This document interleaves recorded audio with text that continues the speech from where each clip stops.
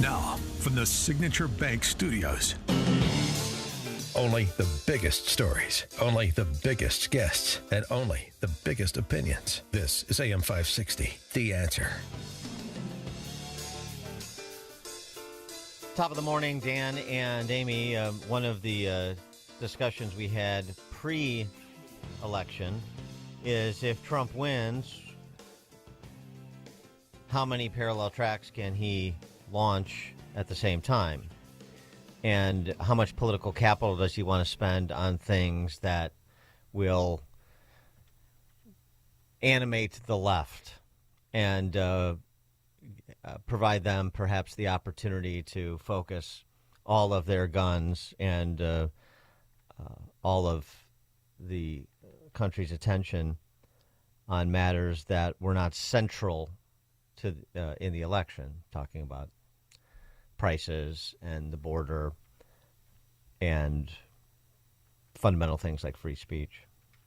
Well, I mean, one of the fundamental things you could argue is the rule of law and addressing the weaponization of it by the left. And that certainly includes what Trump indicated on the campaign trail about J6, about nonviolent J6 defendants and convicts, that they would be in line for relief from Trump. Commutations or pardons, unclear. But should Trump, sort of on day one or shortly thereafter, move on some of these J6 defendants, just as he wants his nominees to move on the agencies that are responsible for weaponizing the law, politicizing it? We have a case of Steve Baker that we've talked about before and other nonviolent J6 defendants. Send a message right out of the box that in addition to my cabinet nominations, I'm going to do what I can under my authority personally to reestablish equal protection under the law. For more on this, we're pleased to be joined by Ben Boychuk, who is opinion and analyst editor for Blaze News. His Substack is Nice Things and Why You Can't Have Them. I love it. Yes. Ben, thanks for joining us. Appreciate it. I am so happy to be here at this very early hour this morning with it. Thank you very much for having me. Yeah, you stayed up all night, right? Mm-hmm. Pretty much, yes. Yeah, like cramming for finals, right? So Ben, refresh our recollection about Steve Baker and then your perspective on the larger issue, Steve Baker being an example that sets the table. Okay, so Steve Baker is an investigative journalist for Blaze Media, but when he was present at the Capitol on January 6, 2021, he was an independent journalist. He was there on his own with a video camera. He did not have credentials, but he was there to cover the story. And he walked into the building unimpeded, and all he did was record what he saw. And he was in and out in, I think, about 15 minutes. And if anybody wants to see the video, it's available at theblaze.com/truth, which is our Truth About January 6th section on the site. Anybody can see it. Anybody can see the video that Steve took that day. And by the way, Steve shared all of that video with the FBI. And what you'll see is a peaceful protest. But what Baker did subsequently, which is interesting in terms of the way he was indicted, he was ultimately indicted in March of this year, which is to say, almost 3 years after the event. He did a lot of investigative reporting for us that was really embarrassing for the government. And so Steve had and has a First Amendment case. He uncovered a lot of very interesting, damning information about the Capitol Police. Well, can you give us an example? Well, for example, there were a couple of Capitol Police officers who had extensive records of misconduct that were suppressed, who were involved in the events of that day, who might have misbehaved and might have perjured themselves during the Proud Boys and the Oath Keepers trials. And so Steve reported that at great length because Steve was on hand for those trials and was also privy to a lot of the video information that the House Republicans released to journalists. And so we got all of that stuff. And so when Steve was indicted, and by the way, understand, Steve was charged with the standard go-to 4 misdemeanors that most of the nonviolent protesters were charged with: knowingly entering or remaining in a restricted building or grounds without lawful authority, disorderly and disruptive conduct in a restricted building or grounds, disorderly conduct in a Capitol building, and parading, demonstrating, or picketing in a Capitol building, which, by the way, is fairly common. If you think about the people who protested Brett Kavanaugh's confirmation of the Supreme Court, a lot of those people who showed up to disrupt those hearings were charged with those things too, but they were not punished to the maximum in the way that the J6 protesters were. What is Baker face? I know Baker hasn't been sentenced yet. He's supposed to be sentenced in March, but what is he facing in terms of potential prison time? Well, so I mean, it could be a few months in jail, but so the government offered Steve a deal in October, and I mentioned this in the piece that I had on the Blaze, but I didn't say exactly what it was. So they wanted him to plead guilty to knowingly entering or remaining in the building, and then I wrote in the piece, pay a hefty fine. What they wanted him to pay was $100,000. And then they wanted him to waive his right to appeal.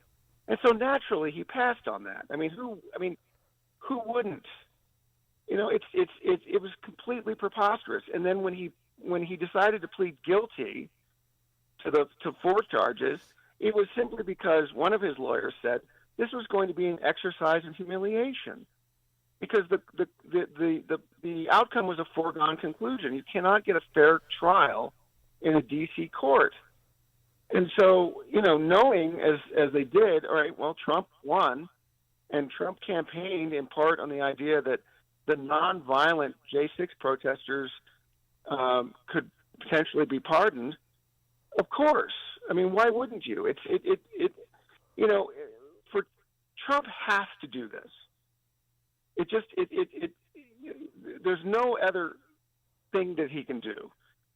These people, the nonviolent ones, the ones who paraded through the building, the ones who didn't fight with cops, the ones who didn't vandalize, those people did basically nothing wrong. And those people have gone through an absolute nightmare. And so, of course, they must be pardoned.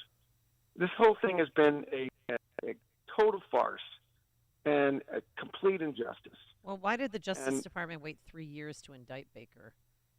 Well, I really believe it has to do with the work that he's done for the Blaze, because, again, he came in, and when he started working for us, he started looking at, he was one of a handful of people who was given access to thousands and thousands of hours of Capitol video. And, he was able to scrutinize that, and he was able to look and see, how does the video line up with the official narrative of that day? One of the things that I think maybe a lot of people don't understand, and maybe I would hope your audience understands, but it's something that we're still trying to figure out. There's a lot of detail from January 6, 2021 that most people don't really know. And, Steve spent a lot of time just looking at video and seeing how what is on camera lines up with what has, showed up in criminal trials. And it turns out a lot of that stuff maybe doesn't quite line up with the official narrative. And so, if you read some of his stories, he's got some great sources in the Justice Department who said, yeah, people here aren't really happy with what you're doing. And so I strongly suspect that they probably would have left him alone if he had left them alone, and he wasn't going to leave them alone.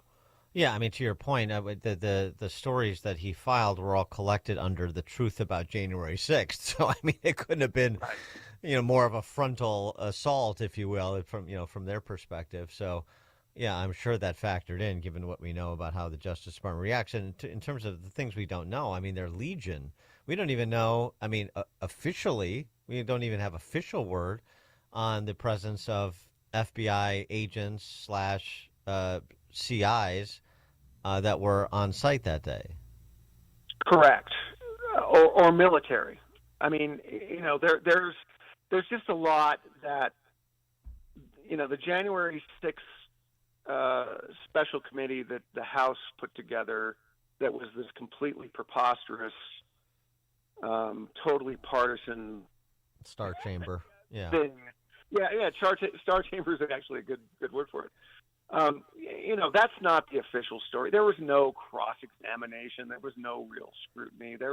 That thing was set up to, establish a kind of quasi-official, narrative about what happened then. But the reality is, it was not designed to elicit the truth. It was designed to create a campaign narrative, frankly, that failed utterly. Yeah, which gets back to, Yeah. I mean, this is so. We were just talking about, the Nancy Mace imbroglio over the man identifying as a woman from Delaware that's now a congresswoman who wants to use the women's bathroom, and Nancy Mace doesn't want that to happen, and neither do others. We were just talking about this context, like part of the mandate that from Trump's victory is confront reality. We're going to talk about things that are real, and we're not just going to continue to propagate convenient narratives for particular elites. And January 6th is one of them. The truth about it, and if he has to spend political capital, and he knows the hue and cry he's going to get from the left to commute sentences or even issue some pardons here. But you have to tell the truth about what happened there. Let's confront reality, and the reality is that some people did some bad things, and they deserve to be prosecuted. They have to be punished under the law. People that engaged in violence, even people that trespassed, but I mean, it wasn't innocent trespassing. The people that were ushered into the Capitol by Capitol Police, that's one thing. People that are like hanging out and taking selfies in Nancy Pelosi's office, that's another thing. So, sure. Like warts and all. But let's just the truth about what the FBI did or didn't do, what kind of presence was there from the FBI and other federal law enforcement agencies.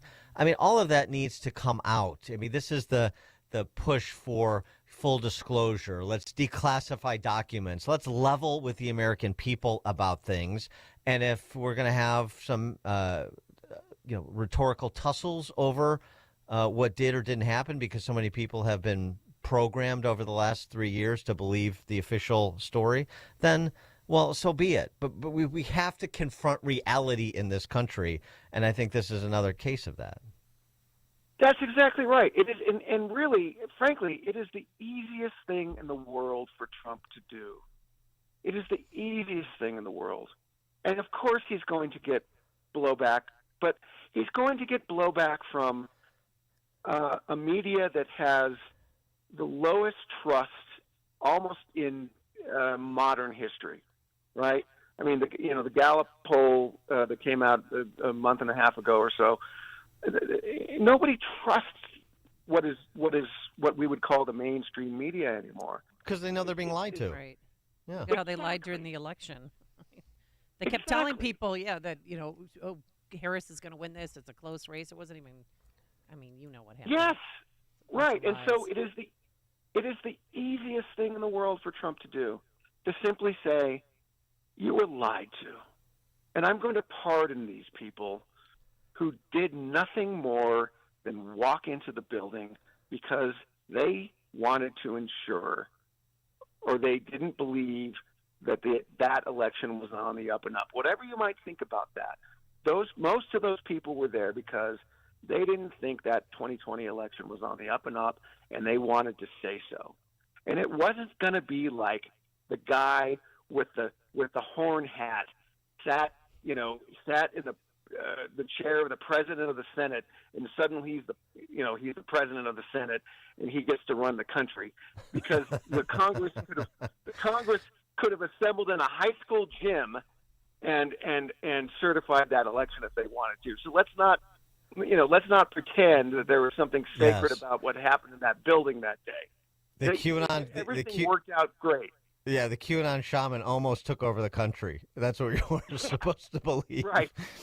Oh, goodness. He sat in the chair because suddenly he's got the power. No, wrong. Ben Boychuk, opinion and analyst editor for Blaze News. His Substack, Nice Things and Why You Can't Have Them, nicethings.substack.com. Ben, thanks for joining us. Appreciate it. Thank you so much. Thank you. And he joined us on our turnkey.pro answer line. The more you listen, the more you'll know. This is Chicago's Morning Answer. On AM 560. The Answer. Balance of Nature's fruits and veggies supplements. Changing the world one life at a time. I love it. Everything that people say on the television about it is absolutely true. As a matter of fact, my boyfriend giving him some of my Balance of Nature. He went and bought his own now. I've been taking it for a pretty good while now, and I really like it. It makes me feel really good. I feel like I'm taking a product, that's not some kind of gimmick. I've been a very happy customer. I think it's wonderful stuff.